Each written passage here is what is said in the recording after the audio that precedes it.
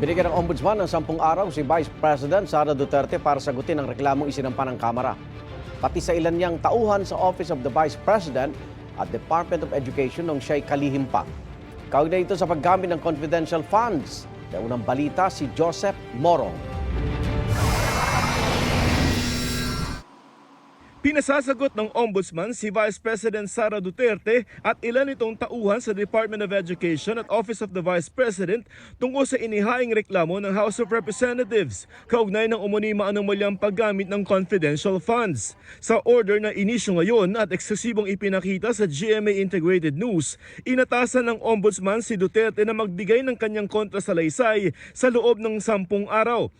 Ito ay laban sa reklamong isinampa ng Kamara nitong Lunes para sa umano'y plunder, technical malversation, falsification, use of falsified documents, perjury, bribery, corruption of public officers, betrayal of public trust at culpable violation of the Constitution. June 10 nang irekomenda ng House Committee on Good Governance and Public Accountability na sampahan ng reklamo si Duterte at iba pa dahil sa umano'y maanumalyang paggamit ng 500 million pesos ng confidential funds ng Office of the Vice President at 112.5 million pesos na confidential funds naman ng Department of Education. Kabilang sa iba pang sinampahan ng reklamo ang Chief of Staff ni Duterte na si Atty. Zuleika Lopez, mga disbursing officer niya sa sina Edward Fajarda at Gina Acosta at Assistant Secretary niya na si Atty. Sunshine Fajarda.